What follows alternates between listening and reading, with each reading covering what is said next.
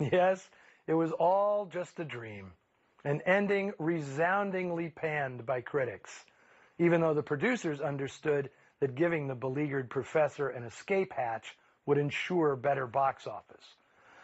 Arriving at this ending, however, was no snap decision for the filmmakers. Nunnally Johnson's first draft of the script retained the novel's ending.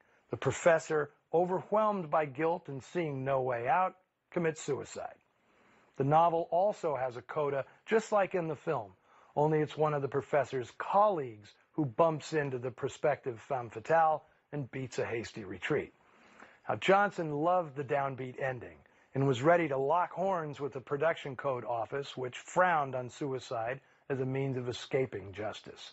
For Johnson, the point of the story was the cruel injustice of the world caving in on a poor sap who really hadn't done anything wrong.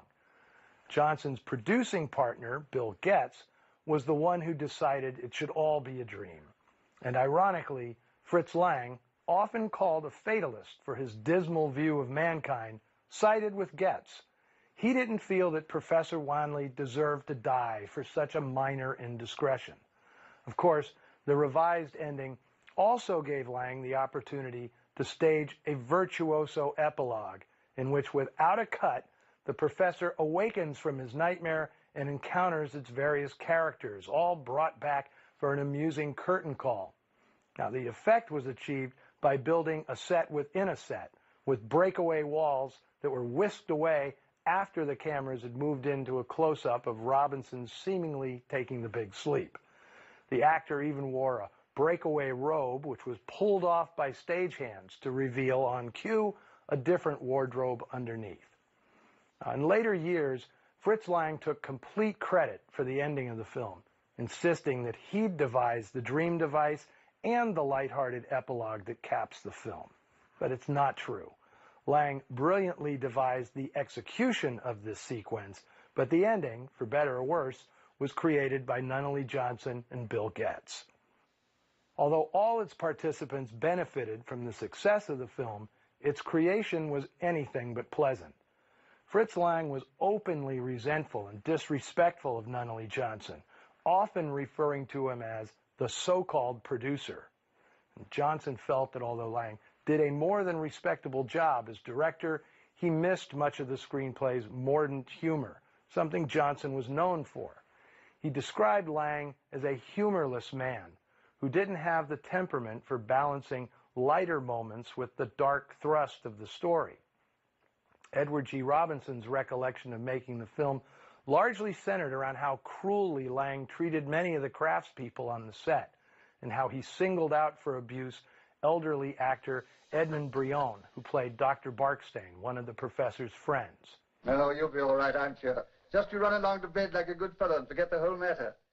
International Pictures would only produce 8 more movies before merging with Universal in 1946 to create Universal International, where Bill Getz would become head of production. Nunnally Johnson's long run as a writer-producer would include The Dark Mirror, My Cousin Rachel, and How to Marry a Millionaire. And in the 1950s, he'd achieved the trifecta, writing, producing, and directing such films as The Man in the Gray Flannel Suit and The Three Faces of Eve, which would win Joanne Woodward a Best Actress Oscar. In 1964, he'd write the screenplay for The World of Henry Orient, based on the novel by Nora Johnson, his daughter. After the success of The Woman in the Window, Fritz Lang thought he'd solved his employment problems by becoming a partner in Diana Productions, an independent company formed by Fritz Lang, Joan Bennett, and her husband, producer Walter Wanger. For their first production, the trio essentially remade this movie. 1945's Scarlet Street may have been based on a famous 1931 French novel and play by Georges de la Fourchadière, but its premise is identical to The Woman in the Window, and it featured the same 3 stars, basically playing the same characters. Now, as those of you who have previously seen Scarlet Street here on Noir Alley know, that one is not a dream. Diana Productions would survive for only one more film, 1947's Freudian fiasco, Secret Beyond the Door. Now, I don't want to wind up without mentioning the contribution of cinematographer Milton Krasner, one person who got along famously with Fritz Lang, shooting both this picture and Scarlet Street, as well as many other terrific noir films, including The Dark Mirror, A Double Life, The Accused, and The Setup.